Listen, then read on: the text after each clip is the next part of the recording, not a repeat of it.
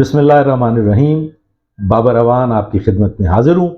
और आज जैसे हमारा हफ्तावार प्रोग्राम होता है जिसमें हम कुछ मुल्की हालात, कुछ इंटरनेशनल हालात और बीमारियों के मुतालिक और दीगर मसाइल के मुतालिक डिस्कस करते हैं। आज का टॉपिक है स्मॉग। ख़वातीन और हज़रात, आप देख रहे हैं कि लाहौर और दीगर भी बड़े शहर जो हैं उनमें स्मॉग का डेरा है और बीमारियां फैल रही हैं और स्मॉग जान छोड़ नहीं रही है। तो इसकी असल वजूहात और इससे क्या नुकसानात हैं और इससे कैसे छुटकारा हासिल किया जा सकता है, तो मेरे साथ हैं डॉक्टर सैयद मोहम्मद जहांगीर। डॉक्टर साहब को रिक्वेस्ट करते हैं, डॉक्टर साहब आपका स्मॉग के बारे में क्या राय है और क्या बताना चाहेंगे आप इसे? जी, अगर हालात ऐसे ही रहे तो आइंदा आने वाले वक्त में स्मॉग जो है बढ़ती जाएगी। हमारे जितने भी शहर हैं वो ओवरलोडेड हैं और वो अपनी कैपेसिटी से ज़्यादा लोगों को उन्होंने अपने अंदर समोया हुआ है। उसकी एक वजह है कि पिछले कुछ अरसे में गांव से बहुत ज़्यादा माइग्रेशन जो है वो शहरों की तरफ हुई है, और गांव से जो माइग्रेशन शहरों की तरफ हुई है उसकी एक वजह है कि गांव में खाने पीने के लिए और इनकम के लिए कोई ज़रिया रह नहीं गया। और उसकी एक वजह जो मैं शुरू से कहता हूँ और मेरे दोस्त जो हैं वो मुझे कहते हैं कि अल्लाह से डरो, ये बात नहीं करते, वो ये है कि बेपनाह बच्चे पैदा करना, लातादाद बच्चे पैदा करना। जितने भी बच्चे पैदा हो जाएं उतने कम हैं। तो पंजाब के अक्सर देहातों में एक शख्स के पास 10 एकड़ जो जगह थी, 10 एकड़ का जिम्मेदार बहुत बड़ा जिम्मेदार उधर समझा जाता था।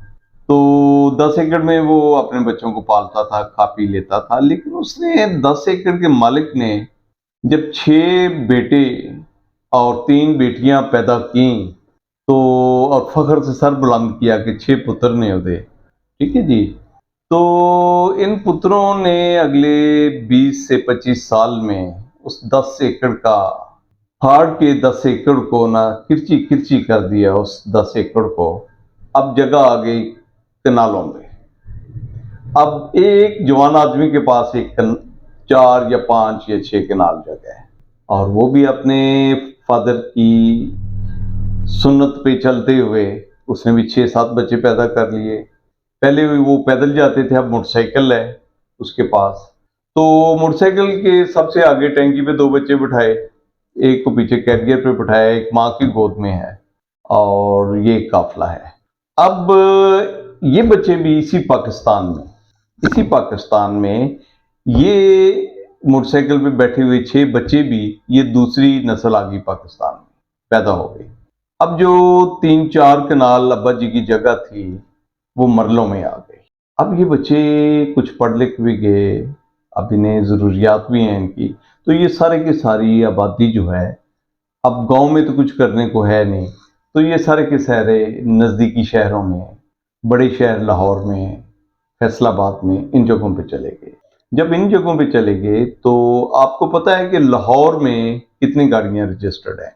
लाहौर में कोई 60 लाख के करीब मोटरसाइकिलें और गाड़ियां रजिस्टर्ड हैं जो इस शहर में घूम रही हैं। ये तो एक अच्छी बात है। जैसे मेरे बचपन की बात है कि गाड़ियां बहुत ज़्यादा धुआं दिया करती थी, वो पुरानी थी, मैकेनिक्स को कुछ आता नहीं था, वो उसके इंजन ठीक नहीं बनाते थे, तो गाड़ियां धुआं धुआं धुआं। आजकल गाड़ी धुआं नहीं देती, लेकिन वो फिर भी जो अपना ऑयल है, जो अपना पेट्रोल है, उसको पूरी तरह से उसे बर्न नहीं करती, और अनबर्न्ड पेट्रोल का धुआं जो है, अनसीन पोल्यूशन, वो इस शहर में है। सर्दियों के दिनों में जब थोड़ी सी फॉग आती है तो ये सारा धुआं उसके साथ मिलता है, तो इसे स्मॉग कहते हैं। स्मॉग कहते हैं तो ऊपर से सनलाइट जब इस पे पड़ती है तो सनलाइट केमिकली इसे ओजोन में और बहुत सी चीज़ों में, केमिकल्स में तब्दील कर देती है। अब ये सारी की सारी स्मोक जो है ये इंसानी सेहत के लिए बहुत मुज़र है।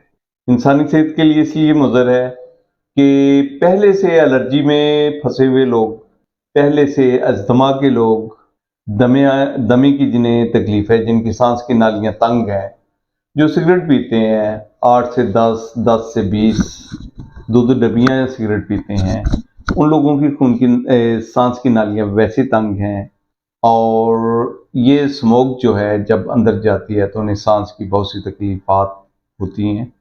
और सबसे ज़्यादा जो मेरा शोबा है अमराज चश्म का, तो आंखें भी इफ़ेक्ट होती हैं इसमें बहुत ज़्यादा। ये सारी की सारी पोल्यूशन जो है हमारे कॉर्निया पे और हमारी आँख की झिल्ली जो है इसके ऊपर जाके जमा हो जाती है, आंखें सुर्ख हो जाती हैं, आंखों से पानी आता है, फिर हम आंखों को मलते हैं तो और तकलीफ़ें, इन्फेक्शन और बाकी चीज़ें शुरू हो जाती हैं। तो ये स्मॉग जो है, और फिर फैक्ट्रियाँ, गाड़ियों के अलावा फैक्ट्रियाँ, शहर के अंदर फैक्ट्री हैं। फैक्ट्री एरिया पहले शहर से बाहर था, अब शहर ने उसे एनगल्फ कर लिया।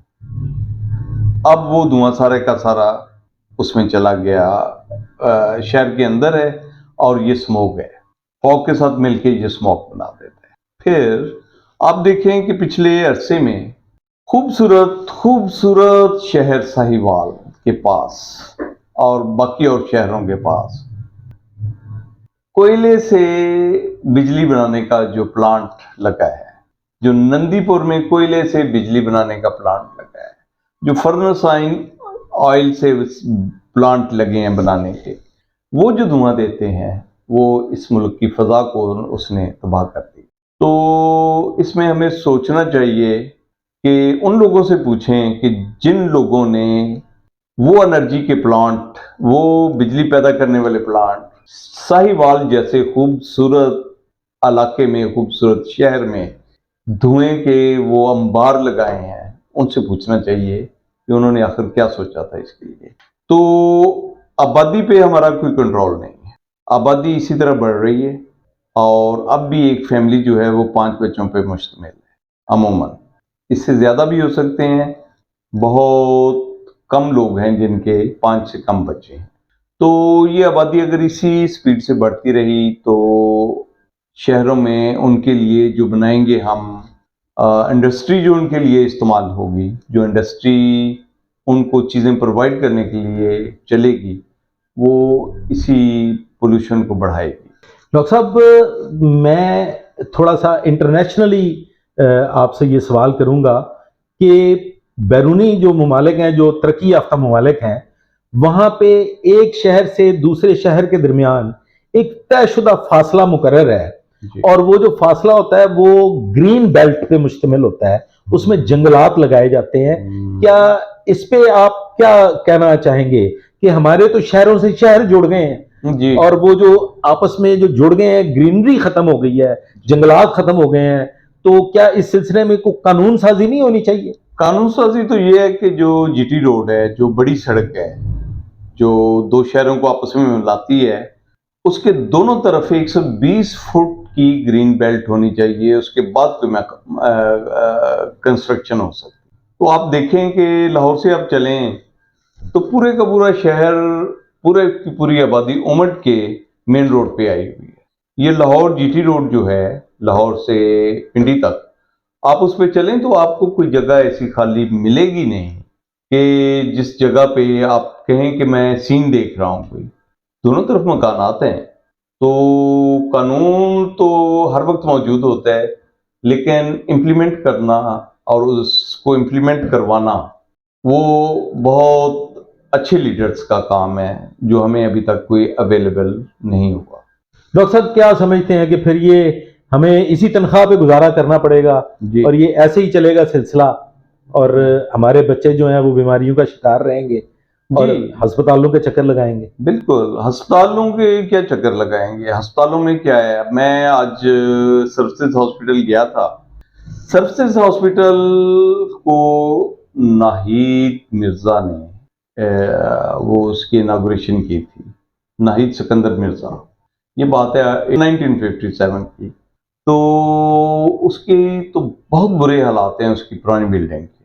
बजाय इसके कि उस पुरानी बिल्डिंग को गिरा के एक नया टावर उठाया जाता उधर और स्पेस दी जाती, उसी पुरानी बिल्डिंग को उन्होंने रेनोवेट करना शुरू कर दिया, जो फिर रेनोवेशन जो है फिर अगले 5 साल में फिर उसे रेनोवेट करना पड़ेगा। तो यहाँ अस्पतालों के भी कोई हालात नहीं है, यहाँ किसी चीज़ के कोई हालात नहीं है। एक अजीब सी मायूसी है, और लेकिन एक उम्मीद भी है कि शायद कभी हम ठीक हो जाएं। ख़वातीनो हज़रात, डॉक्टर साहब से एक सवाल करेंगे कि डॉक्टर साहब, हमारे यहाँ पे ना कवर्ड एरिया पे बड़ी तवज्जो दी जाती है जी और कि जी किन्ना कवर्ड एरिया है, तुसी 5 मरले दे मकान च कोई 1 इंच ऐसा छड्या जिथे तुसी गमला रख सकोगे? नहीं जी, उन्हें तो जगह ही बड़ी छड़ देती है। लॉन को हम एक मुजरमाना सरगर्मी समझने लगे हैं कि जी यहाँ पे एक छठा कमरा भी जो था वो बनना चाहिए, और बड़े बड़े घर बनने शुरू हो गए हैं, ग्रीनरी खत्म हो गई है। तो क्या डॉक्टर साहब हाई राइज बिल्डिंग्स की तरफ नहीं जाना पड़ेगा? बिल्कुल, इसका हल तो हाई राइज बिल्डिंग है, इसका हल फ्लैट्स हैं। हमें फ्लैट्स में रहना चाहिए। हमें कम कीमत बिजली अगर प्रोवाइड की जाए तो हम फ्लैट्स में लाहौर में रह सकते हैं।